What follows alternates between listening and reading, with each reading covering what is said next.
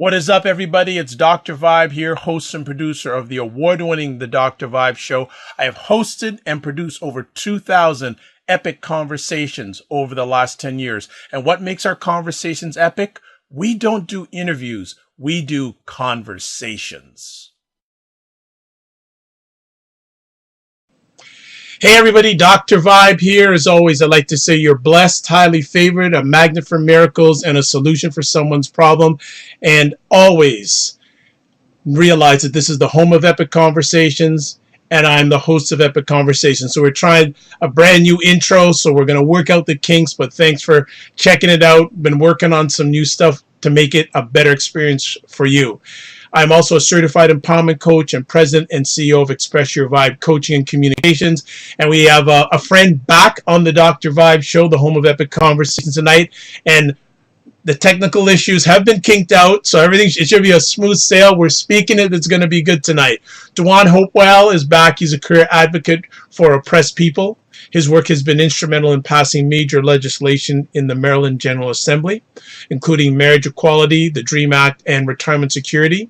His anti-hunger work resulted in an unprecedented funding increase for the legislature toward school breakfast programs for children. He currently runs a blog, and it's a really good one called hopewellthought.com, and definitely check it out, and contributes for HuffPost and Blavity.com. His current focus as an entrepreneur is creating jobs on the south side of Chicago. So welcome back, D'Juan Hopewell. How you doing, sir? Not bad. Thank you so much for having me. I really appreciate the opportunity. Excellent. Excellent. And what have you been up to since we last chatted? It wasn't that long ago, but what's been going on? I'm still kind of getting settled in Chicago, and I have been writing. There's a lot happening, so been writing a lot. I actually did a piece that I published on HuffPost a few days ago about the Colin Kaepernick and the NFL boycott, and today I actually just published a piece on what happened in Charlottesville, Virginia. So there is a lot to write about and a lot to say. So I've been doing a lot of writing, actually. Well, these days, if people do not have content to write or talk about, I don't know what other time in history you're going to get this type of opportunity to talk about content. It's there. No, in the Trump age, like literally just wake up and just reach up and there will be 5 stories that you can write. Exactly. Absolutely. You wrote something about Charlottesville, and is that posted on your blog or on another platform? Yeah, that's actually on my blog, hopewellthought.com. Hopewell, like I hope it's well, hopewellthought.com. And that's actually right up there. Just published it like a couple hours ago. Well, we want people to read the post, but we had a conversation before we went live about your thoughts about it, and you pulled a very interesting biblical story about it that I'd love you to share with our audience. So yeah, and last time we were together, we talked about my background, having grown up in the church, and so every now and then you kind of go back to your first language. It has been some time since I've been in a church, but I'm a little rusty. But I essentially looked at, you have this rally in Charlottesville, and you have this age of Trump, and the two are connected. And so what I was really arguing is that to really understand what just happened in Charlottesville, you have to look at, there's a text in the book of Mark in the New Testament. And essentially there's this father who has a son who's demon possessed. So he brings his son to Jesus and says, look, man, can you help us? Well, when this demon actually sees Jesus, knowing that this confrontation is happening, knowing that this demon may lose this confrontation, rather than just conceding to it, the demon literally throws the boy on the ground, is foaming at the mouth, convulsing. In other words, it's like hell doesn't come out without a fight. This demon essentially says, I'm not going quiet. And I think that's what you're seeing for white America now. Like they see the demographics are shifting. We're becoming a majority-minority nation in America. For the first time in a very long time, life expectancy for whites is actually declining, whereas black men actually saw a gain in life expectancy. Public schools are majority-minority. So you see all these ways in which whiteness and the privilege of it is declining. And so it's like there's this reaction, there's this lashing out.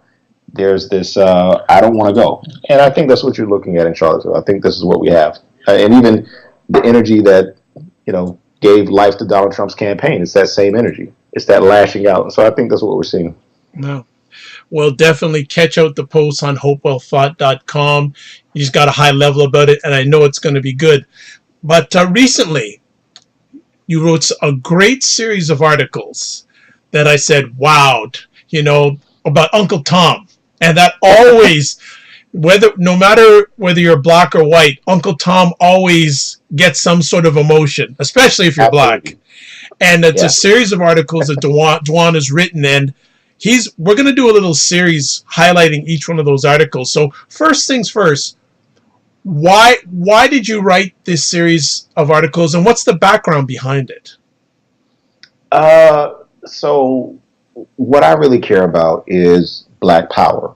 In other words, black people having the ability to determine their own course, right? Self-determination, having the power to say, this is what is going to happen in my life and my community.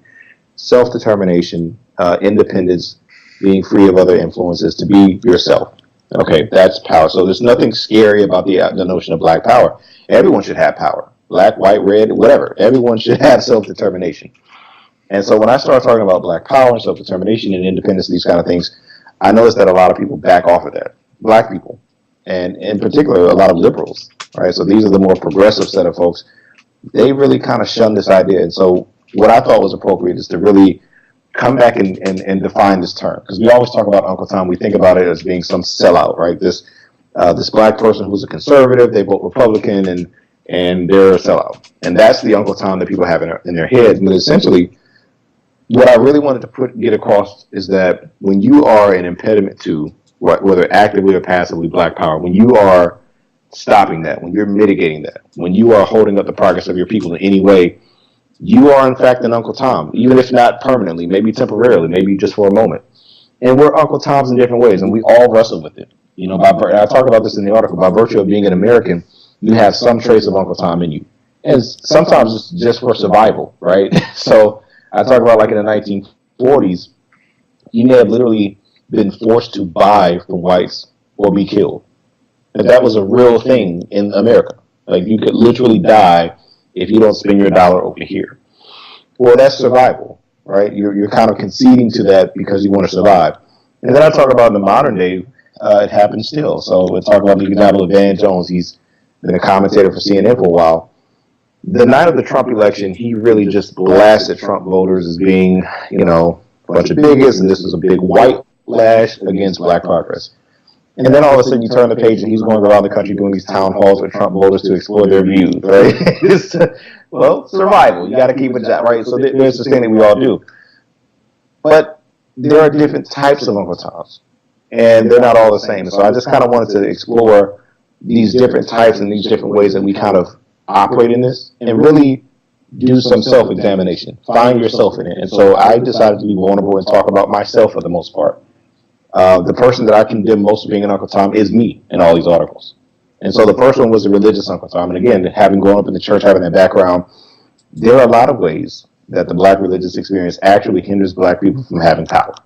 There are a lot of ways in which the black religious experience actually, I want to be careful. There's a richness and a beauty to the black church tradition, and there's certainly elements of liberation in that. But there are also elements of oppression. There are also elements that actually retard black progress, and I think we have to call that out and be critical. Well, you're of course starting with a small institution first, the black church. Nothing like going after the big institutions first. Just like, but and of course in your first sentence, in the religious Uncle Tom, you mentioned a fairly well-known pastor. I did. So you're going after the big boys. Again, I want to be clear. Yes, I did mention a big name, and that name is Bishop Thomas Dexter Jakes, Bishop T.E. Jakes. And again, I want to be clear. It is not to say that he is an Uncle Tom. What I'm trying to do in each of these pieces is put a face on some of the behaviors and say, when we do these things, this is what we're saying. This is how we actually impede black progress. It's not to say that he permanently lives in some state of Uncle Tom. I don't know. I've never met the guy. I've literally never. So I can't say that about him. But I can say these things, these behaviors, these traits are not helpful. And again, indicting myself first. And so I spend most of the time talking about myself and my religious experience, how I was sort of that religious Uncle Tom. I spend a little time talking about his ministry. And again, to be fair, I've never attended his church. I've never been a member of his church. I've never lived in Dallas, Texas, where he is based now. But based on what I know of his ministry and based on what I could ascertain from researching what his ministry says about itself, we talk about how the practice of ministry isn't necessarily conducive to Black liberation. And so I kind of take some time to deal with that. Let's drill down on that. Drill down on that for our audience. The practice of the Black church doesn't help Black liberation. Yeah, so essentially, if you look at the Black church, and again, we kind of used him as an example because he has such a large platform, right? And to whom much is given, much is required. There are a lot of great things that his ministry does, right? The ministry to, felons and people in jail and helping some of them transition, those types of things, and feeding people and all that's very good. The issue is with the resources that you have, that ministry could be and should be in a place to actually build institutions and structures that completely build power for Black folks. And so the criticism could be, well, listen, the pastor, he's just supposed to preach to individuals, and those individuals should go about changing the world, right? His responsibility stops there. And so I make a historical critique using the AME Church.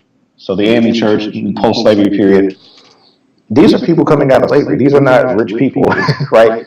But what they do with their congregations is they come together, they put their money together, and they build schools, they build institutions to educate Black people, to empower Black people. They keep those schools open. They maintain those schools. They self-capitalize those schools. You have folks like Bishop Henry McNeil Turner, who is not somewhere in New York State or in Canada, right? This person is living in central Georgia. And this is a place where there is a danger to speaking of. There's a danger in speaking out on topics of Black liberty. There's a danger. And he's very outspoken. He runs for the state legislature and all these kind of things. And then you contrast it with the ministry of Bishop Jakes. There's never, again, historically at least, there's never really been a commitment to speak on topics of Black oppression. There's always been a certain, let's play it safe, middle of the road. We don't want to offend people, so we'll talk about prosperity. We'll talk about, the here, the over yonder, right? We talk about all these things. But there's a hesitance to really deal explicitly with Black oppression. There's a hesitance to really deal with injustice specifically. And again, even in the biblical text, there are examples. So you take the prophets in the 8th century in particular, people like Amos, people like Micah, people like Isaiah. They're very direct. They're very direct in how we should treat the poor, how we should treat the oppressed. They're very direct in calling out people who are in power and saying, you are wrong. And we don't really have that today in the Black church. And there's a pastor in Atlanta, he said this once, and they always stuck with me. He said, our nonprofits have made us nonprofits. We got to be prophets and prophetic because we have these nonprofits that we're trying to run and make friends and all that kind of stuff. So we're missing that element in the Black church. And so I just use him as a face of it. But again, the criticism is much larger than one individual. Okay. Some other things. Here it's interesting. You're saying some of our churches can raise a nice offering. In fact, the Black church is one of the few institutions that successfully pools capital of Black people. Those dollars, however, go to maintaining the faculties and work of, quote, the ministry, unquote. Yes. This is, I think, the most tragic part of this, right? Because at the end of the day, if you want to have power, you want to have self-determination, if you want to have influence, you want to be able to determine the course of your life and your community, it's going to come down to resources, period. You can't pray your way into it. I mean, let's just be out, like, it's going to come down to resources. And trying to actually organize that is very challenging. Like, it's just really, really difficult. There are banking institutions that are owned by Black people, and they will tell you the challenge they have in getting people to deposit their funds. So that's one mechanism that you could organize and pool Black capital is through a bank, but it's challenging. But the church does this every single Sunday. You have a bunch of Black people who walk in and put in these dollars. But what becomes of those dollars, right? You are successfully pooling Black capital, but what are you doing with it toward Black liberation and Black power? And often it's nothing, right? It's paying a mortgage on a church. It's maybe paying a little bit of staff to, do whatever staff does. And again, my father is a minister and has spent most of his life doing that and receiving funds and receiving offerings or being on salary at ministries. I'm not speaking against that. That's not really my issue, but it's if you're successfully pulling black capital, what are you doing explicitly towards black power? Are you starting institutions to educate people and maintain those institutions toward black power? Are you looking at the state of employment, right? And so ever since we've kept statistics, black unemployment has always been at least twice white unemployment, and in places like Chicago and Baltimore, it's 3 times. Well, if you're pulling black capital, what are you doing towards employing people? Are you starting venture capital funds out of your church? Are you pulling capital to help launch entrepreneurs in your community so that they can build businesses, hire people, and create jobs? Like, that would be a function that would actually do something towards empowering people. That would be something that would just make a whole lot of sense. But we're just maintaining buildings, and we're paying mortgages, and we're doing, again, the work of the ministry, whatever that might be. But if you're going to be true to the biblical text, if you're going to be true to the history of the black church, there's more to it than paying a mortgage and throwing out some breadcrumbs to people. And I think, again, the AME Church is a really good example of that, and there are many others.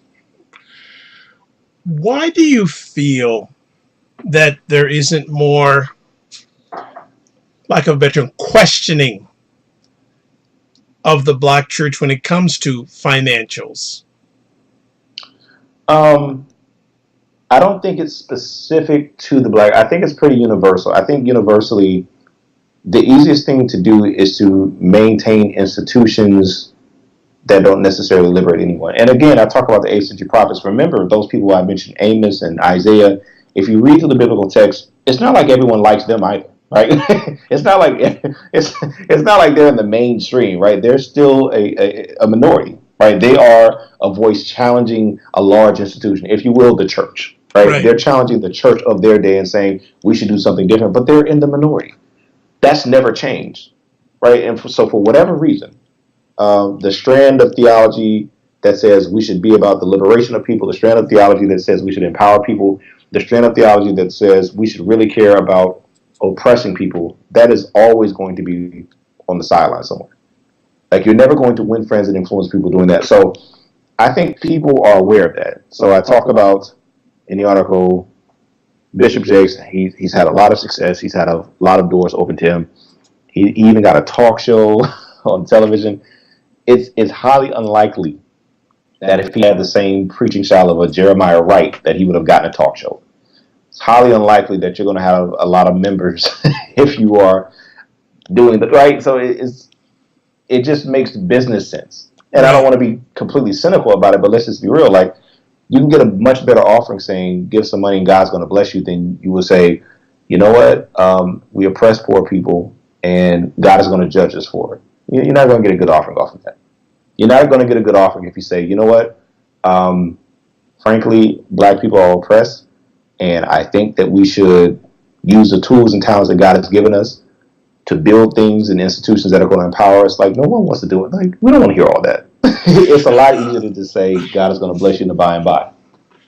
Do you feel that one of the reasons, if we look at a T.D. Jakes ministry, that they're not talking about specific black empowerment? Because if you look at a T.D. Jakes ministry, it's not, there is a majority of black, but there is other races that come to his church. So do you think is it being safe and also business wise by not preaching black empowerment, because his congregation isn't 100% black? And if those who would it scare people off who weren't black if he started preaching from the pulpit that message? A couple things. So you may be aware, may not be aware, T.D. Jakes is not originally from Dallas, Texas. All right, so he starts his ministry in West Virginia. Yes. And yes, right now in Dallas, you may have 1 or 2 or 3 white folks in your church. Let's not overstate this. It's not like the church is 50% white. That's just not what's happening. But to your point, there are some. I would still say, well, you are where you are because of black people, though.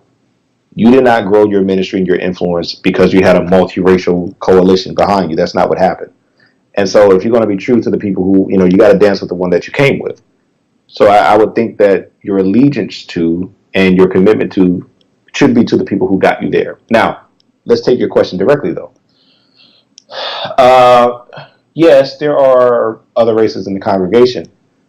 But if the whole core of the gospel and the message of Jesus and the prophets is God siding with the oppressed and liberating those who are captive, no matter what color they are, that everyone should be okay with that message, right? So you very well may have white folks in your congregation, but if you're looking at your congregation and it's 90-something% black, and you look at the statistics and you say, well, unemployment is this, uh, people are hopeless in this way, education, here's all the data. We have to cater to that and minister to the downtrodden, the oppressed, no matter what your color is. Why would you be opposed to that? Because that's what the gospel is about. And so I would just challenge that and say that doesn't really fly. Okay, Sounds good, no but problem. No, it's just putting it out there and wanting to hear what you have to say back at it. So, and he's not. I'm sure there are other men of the pulpit that are in that same sort of situation. That people like yourself say, why aren't you talking more about empowerment when you see the empowerment that these individuals have in their own? well, and I want to be fair to him. Now, again, I'm 30 something years old. I've been very familiar with his ministry since I was a child, Okay. right? And in all that time, he has been very adamant and very careful to preach self-empowerment. He has talked about self-empowerment, Okay. how an Understood. individual can, right? Because he's an entrepreneur himself, and so that's kind of the lane that he runs in. And that's very necessary, and that's very good. But again, you have the resources and the influence to build structures and institutions to help those individuals get there. And that's the part that's lacking. Right. Right now, to pick back up on your question directly, it is, yes, it is curious that you do have people, and I want to be careful with this. Like, again, my dad is a minister, and having grown up in this, I can tell you that very few preachers are doing really well. there are not a lot of preachers who just have a bunch of money. That's not really how that works. Most of these folks work a second job, or they're just trying to get by. But you do have an elite 1%. So the TD Jakes of the world and other folks who might have large television ministries, yeah, they're living large. Which, okay, fine. I mean, I'm not categorically opposed to someone doing well. But the question is, with the resources that are coming in, what are you actually doing for those people who are contributing to your ministry to help you live that life so that they can get there also? And oftentimes, that's the part that's lacking. You're giving information, you're giving nice sermons, but you're not actually building anything to help. And you're not really speaking to their condition directly, right? It's a lot of pie in the sky kind of stuff, and it sounds nice, but it actually means nothing for planet Earth. And again, if you're going to be true to even the biblical text, the prophets speak directly to their social condition, and that's what's lacking often in the black church. Now, if you want to get deeper into that, yeah, I mean, there's a lot of commentary on preachers who drive, the Rolls Royces of the world, and your congregation is living in poverty. And the response of a lot of those folks, because most of the people who make that type of money, generally they have many streams of income, right? Right. But the foundation of your income is, and the cornerstone of it is that you're a pastor, you have a large congregation. So even if you say, well, I got my income from selling books, well, you got that income from selling books because you have built a platform as a pastor from these people. So it still ultimately comes from these people. So don't give me this, I didn't get it from you. You kind of, yes and no, right? The only reason. Well, they wouldn't get it from them if there was no people in their church, right? But yeah, I mean, the only reason why you have a platform to sell 1 million books is because these people are in this church and they're contributing to this ministry. And so someone like TJ, for example, he does not actually take money from the tithes that people give to his church. He takes none of the tithe money, right? So he will say to you, well, look, I'm not taking this money from you. Absolutely, that's true. But at some point you did. And these people built this ministry and this platform for you to be able to sell those books. And so, yeah, I do think you have a commitment to people who are living in poverty that you're preaching to. And I think it does go beyond just saying you should become a better person and start a business and be great.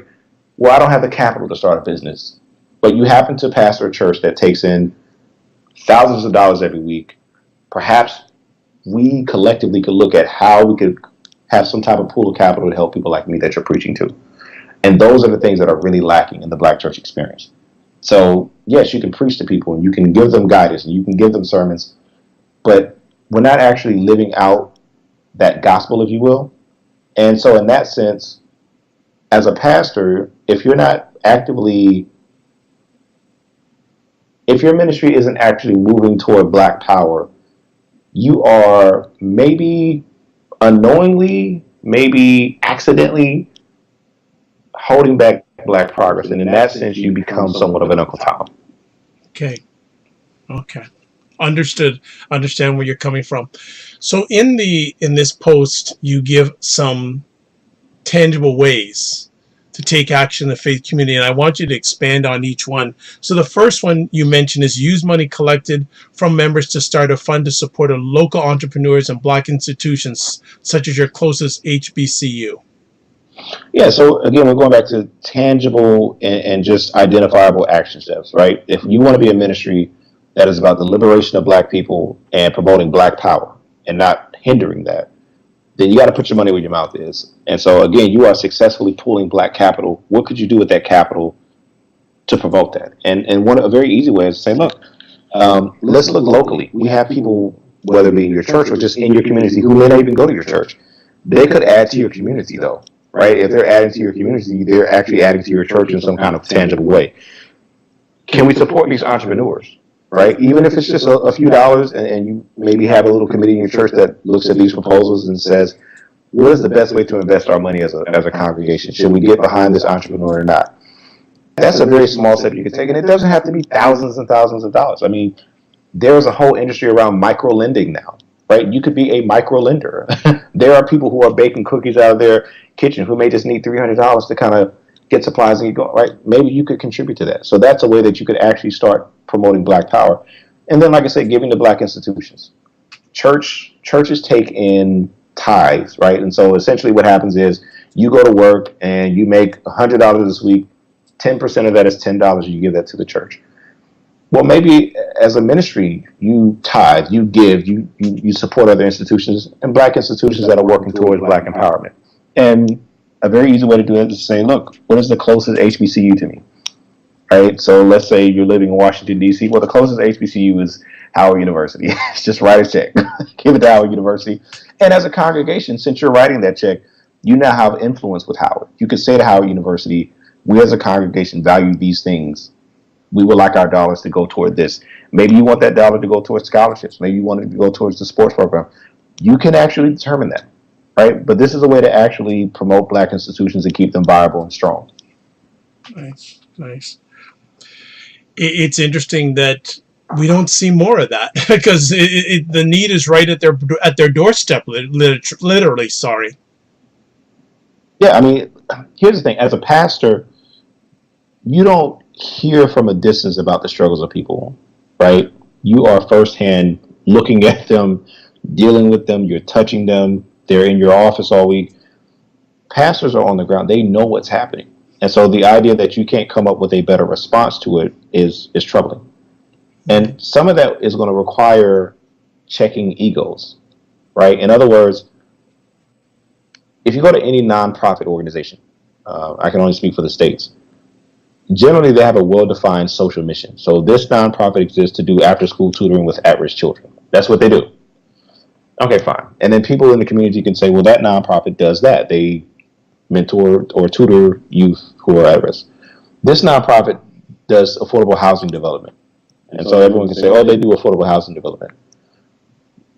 As a rule, there are exceptions. Most people in the community can't tell you what a church does as its function. Like, they can't point to, oh, they're the people that do what? Or if you would just poll the average person on the corner and say, hey, there's this church around the corner from you. Are you glad that church is in your community? And most people would have no answer or would say no. They couldn't emphatically say, we are so glad they're there because they do what? So extend that thought. To really have impact, if you're going to really promote the empowerment of people who are oppressed, maybe you should pick one lane and run in it. Maybe you should say, this church does this. And if you need that, then we will gladly refer you to Church X over here who does that. But focus on one thing and do it extremely well and solve some type of problem. True. But that would take a lot of ego checking. And that would mean you saying, I acknowledge that I'm going to lose members that could come here, but I'm going to send them somewhere else. And that would just be really difficult for people. Excellent.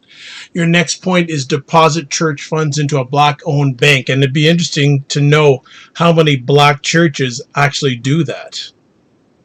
You know what? Yeah, it would be interesting. I don't really have any data on that. But I would say, anecdotally and just based on my experience, very few.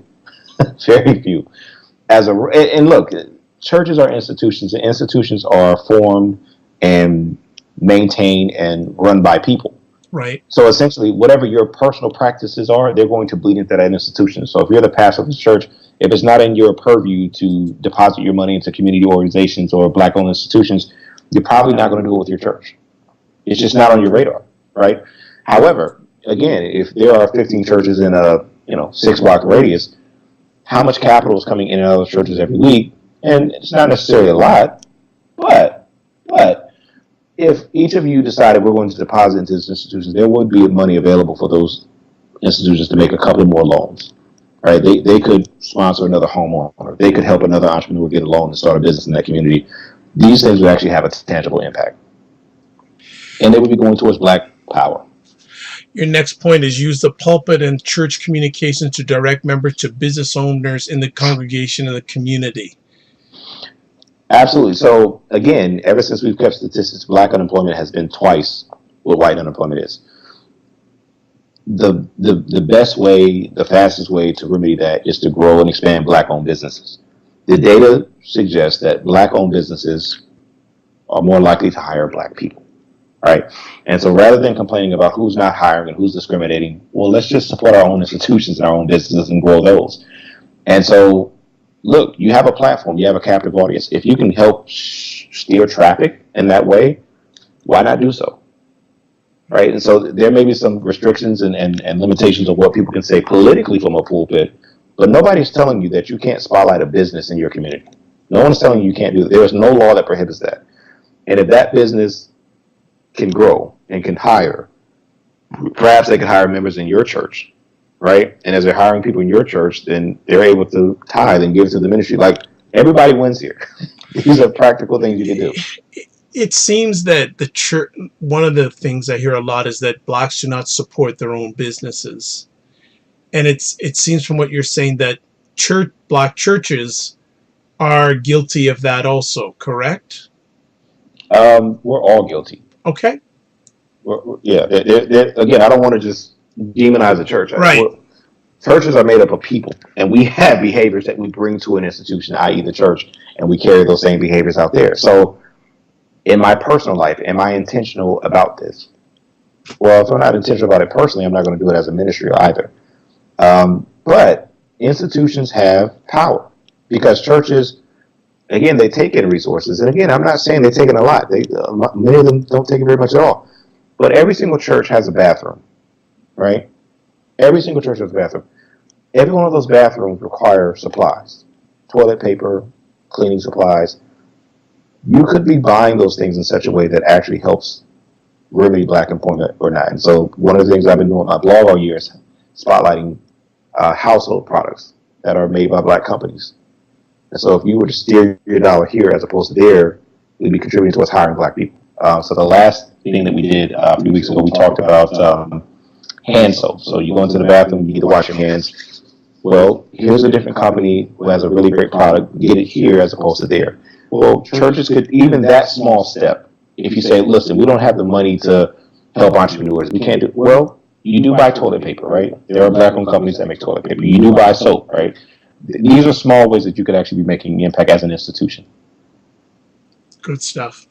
Next point, require candidates for public office to articulate their plan for black empowerment through economic development prior to giving them a platform at your church. So it makes it sound like you've seen examples of this where it doesn't happen.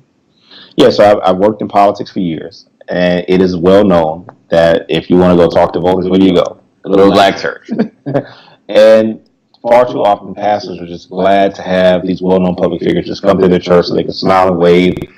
And in doing so, there's a certain tacit endorsement that's happening, whether they intend to or not, because you've welcomed this person, you've acknowledged them. In some way, you're saying to your congregation, they're okay. But at what price? Like, what price did that politician pay to get that tacit endorsement? Very little. They just said, they had their schedule to reach out and say, we'd like to come to your church, and can you just spotlight us? And, oh, yes, because the pastor wants to be friends with that person who's a big shot and they have influence. And so the pastor's glad to do that. Well, that's not a very dynamic, prophetic way of operating a ministry, right? I think what you want to do is Dr. King. Let me go to Dr. King. Dr. King talked about how the church should not be the master of the state or the servant of the state, but the conscience of the state. And I think every pastor can serve in that role in your local sphere. So folks are running for city council, school board, whatever it might be, you're to be a conscience. Right? I'm not here to give you a platform to smile and wave and make you look great. I'm here to hold you accountable. So if you want to come to my church, that may be the one time in every 2 or 3 or 4 years that I have some influence over you, but I'm going to use that one opportunity. You're going to tell me what you plan on doing specifically to the needs that we have as Black people. And if you can do that, I might be willing to invite you here and have folks acknowledge you. But don't do that. It's like a photo op. It's absolutely a photo op, and it is exploitation in a small way. And it just has to stop. Your final point in regards to tangible ways to take action for the Black faith community: use the pulpit to rebuke policies and policymakers that hinder Black freedom, especially locally. Yeah. So again, everyone doesn't have a national platform like a TD Jakes, but you have a platform in your local community, as small as it may be, as big, whatever it might be. So even if you are in a little town with 1,000 people, those 1,000 people are subject to public policies and regulations that are made by people who either govern that city or county, whatever municipality that they're under. Those things affect them, those things impact them. And if you're really going to be a minister of the gospel, if you're really going to minister to those people, if you're going to be a leader, it is incumbent upon you to be somewhat informed about what's happening. And when things are happening that are foul or things that are happening that are oppressive, in the same way that the prophets and the scriptures highlight those things and they give voice to it, I think that's your responsibility as a pastor.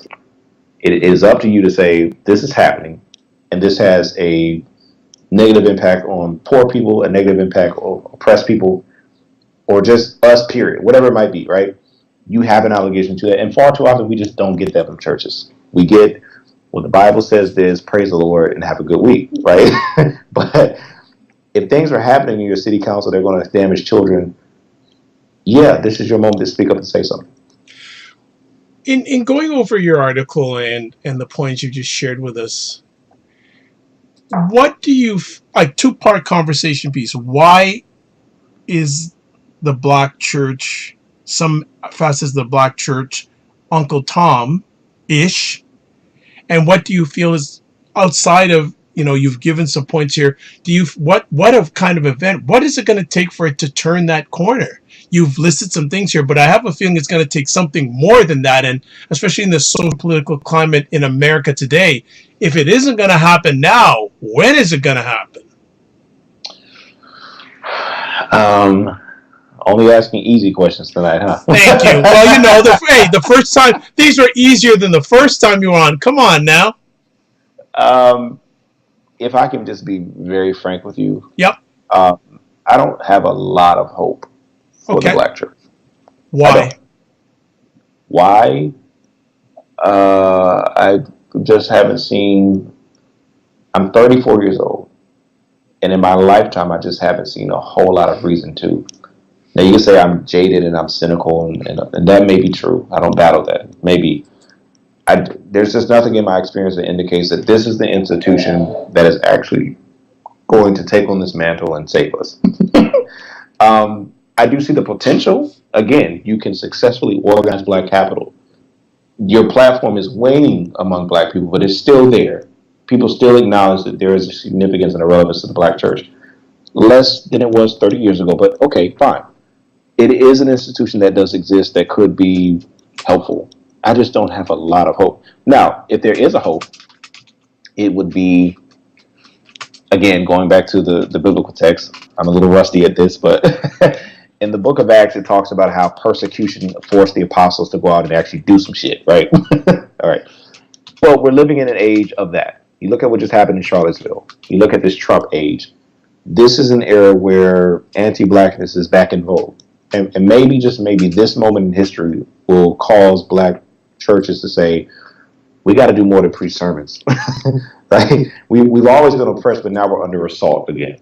We got to do a little bit more. We can't depend on the government because we have a Trump administration that has been very explicit, whether it's attacking affirmative action, whether it's not encouraging police accountability, whatever it might be.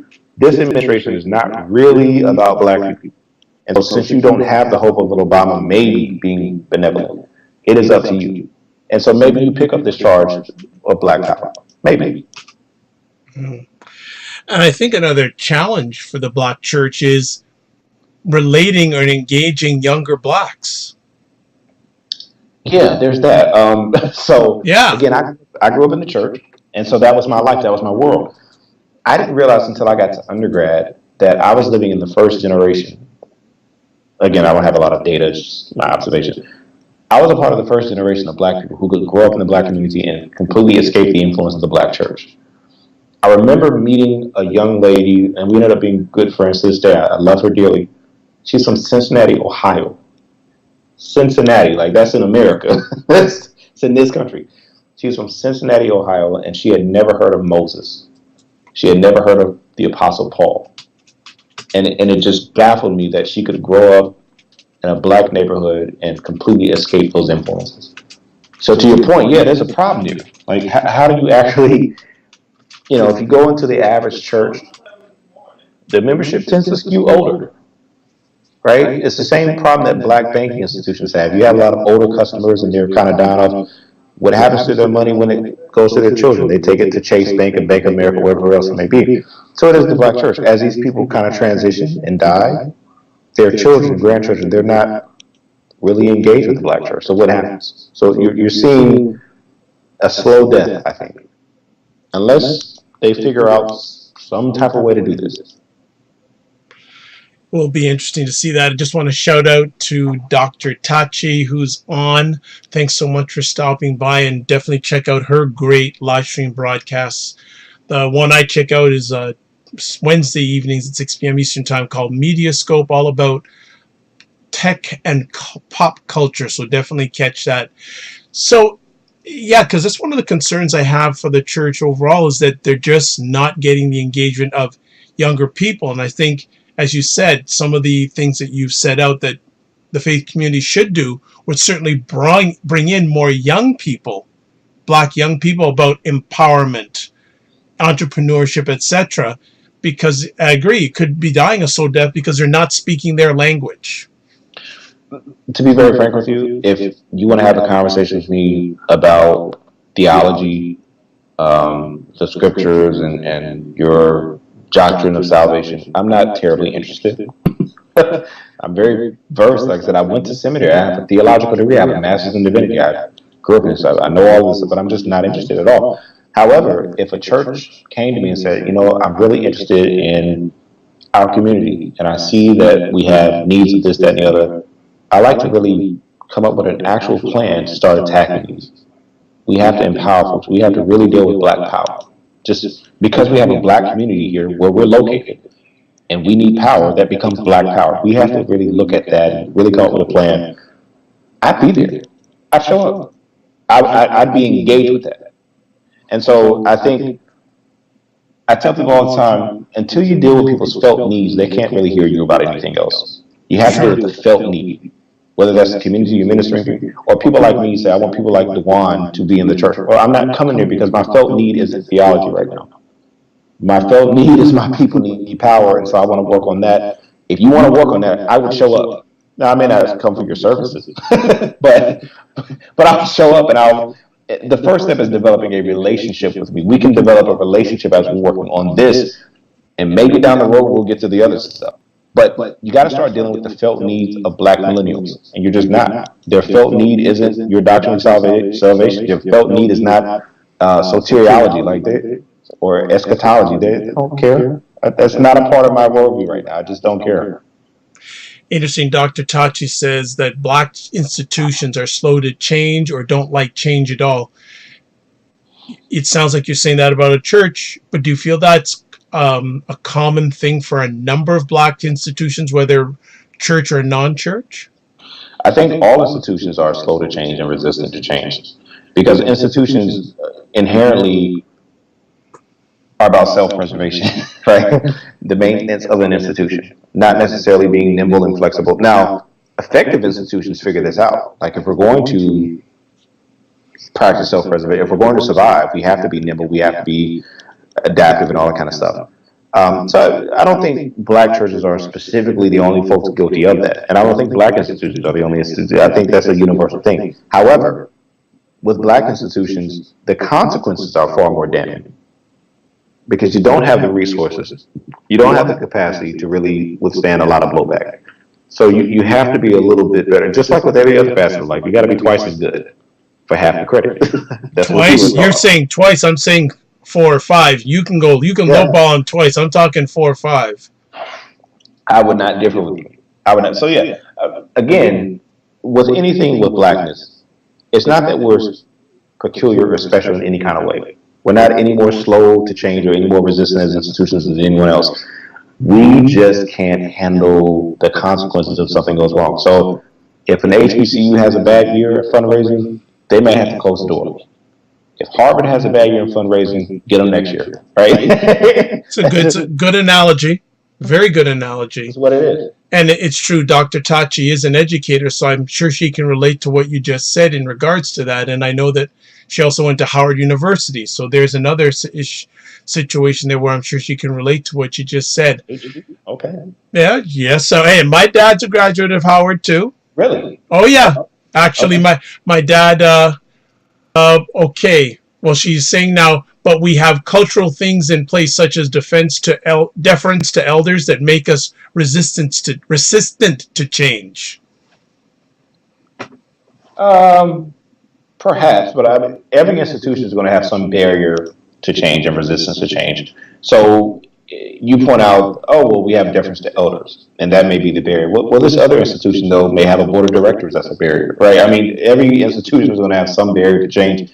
I don't think that makes us unique. Now, the type of barriers we might be unique, sure, but the end result is the same, I would argue. But I'm sorry, go ahead. No, go ahead. No, if you put that out there, I would not be surprised if Dr. Tachi has something back for you. So that's all right. I don't mind being the middle person between both of you two because I respect both of you huge time. Let me ask, what has the reaction been to this post? This particular post, it was mixed. Very few people were like, right on. I think you're exactly, saying that. I got very little of that. Obviously, some people who just really adore Bishop Jakes are going to just attack you because exactly. I adore Bishop without really considering the argument. And again, I try to be very careful in indicting myself first. I wanted to be the primary target, but that gets lost. I mean, they're just, they see Bishop Jakes and they just kind of go crazy on that. Got a lot of that. I had some people who were not necessarily apologists for Bishop Jakes, but really their pushback was, well, you're not intimately familiar with every aspect of his ministry. You don't attend it, so it's maybe inappropriate for you to make a criticism. And there's something there. I think there's something to that. That's fair. I don't think that's an unfair criticism. All I can do is, with the information that I have, and especially if it's coming directly from your ministry, if your ministry says this is what we do, these are the things that these are our functions, I have to kind of accept that as being true, right? So as best as I can discern, that's all I have to go off. So those are kind of the basic criticisms that I got. Okay. So not too many people say, hey, you're right on. They sort of said you're right on with a caveat. Very few people said I'm right on. I didn't get much of that. Well, you're a brave man. You're a brother sort of contesting the black church, so I don't think you're going to get too many right-ons. No. And as you pointed to, this is the largest series that's still ongoing, actually. And as I've continued to write, I've got a lot of resistance and pushback. I took a couple of other big names to task. Yes, we'll be getting to those in future conversations. Definitely that is one of the reasons why I wanted to look at it as a series, because you take on different areas or different individuals who are held in high regard by many blacks. So it's a very interesting series, and we're looking for you to share a little bit more about it. Any closing comments you want to make about this particular post about Uncle Tom's and the black church? Well, again, I want to first stress that we all wrestle with some level of Uncle Tom. And the first one I'm saying is me. So I'm indicting myself and just taking a hard look and say, look, how am I hindering the progress of black people? whether it's intentional or unintentional, whether it's passive or actively. And I think when we start to do that and because again, the word Uncle Tom, that throws us off. We get really defensive about that. But I wanted to kind of reshape the narrative around that term. We just think it's that guy. And it's like, no. We all need to look at how we are individually hindering us. And if we're bold enough to do that, I think we'd be getting a lot further. And that's the whole point of writing it. I want us to get further. And to do that, we have to attack that Uncle Tom. Excellent. Well, thank you so much for taking the time, and we're going to be seeing you soon again, because there are this series continues and it gets legs all the time. If people want to touch base with you, how can they do that? They can always go to my website, hopewellthought.com. Fastest way to get me, honestly, is to go to my Facebook page, Hopewell Thought, or on Instagram, Hopewell Thought on Instagram. A little faster to respond on some of those outlets. Excellent. And we'll have all that contact information posted on the replay of this epic conversation. I am Dr. Vibe here. I'm host and producer of the award-winning Dr. Vibe show, the home of epic conversations, and I'm the host of Epic Conversations. Also know that thank you so much, Dr. Tachi. Appreciate that you were here for the conversation. Myself and D'Juan definitely appreciate it. Absolutely. And I know you're going to challenge him some more, so I'm looking forward to more of the challenges. Because he thinks that I'm the one that gives him all the hard challenges. No, the audience is there too. I'm President and CEO of Express Your Vibe Coaching and Communications. If you would like to touch base with me, the 3 best ways: Twitter at drvibeshow, email address dr.vibe at the drvibeshow.com, and finally website address www.drvibeshow.com. If you would like a complimentary empowerment session, because I am President and CEO of Express Your Vibe Coaching and Communications, get in contact with me, because I believe that the more empowerment you have in your life, the better you can be for yourself and the better you can be and help others. If you want to watch replays of epic conversations via webcam, you're at the right place. If you're watching the YouTube channel, go there. We have over 215 subscribers and growing. And if you feel like it and it's up to you, please subscribe to the channel. We'd appreciate that. If you want to watch or listen to replays of my conversations via audio, website address, Apple Podcasts, iHeartRadio, TuneIn Radio, Google Play Music, Stitcher Music. Did I say tuned in? I think I said tuned in radio, and also selective epic conversations at WJMS Radio, and also thegoodmanproject.com. Also know that I'm I'm a brand ambassador, for the online site CuisineNoirMagazine.com, the only online site dedicated to African Americans in food, wine, and travel. So that's it. Oh, one other thing. Catch me on Anchor. And I have to thank Dr. Tachi for pushing me for a long time on Anchor. You can catch some mini audio broadcasts I do on Anchor.fm. Look for the Dr. Vibe Show and subscribe to my channel. As always, I like to say, live your life as a dream. If you can dream it, you can make it.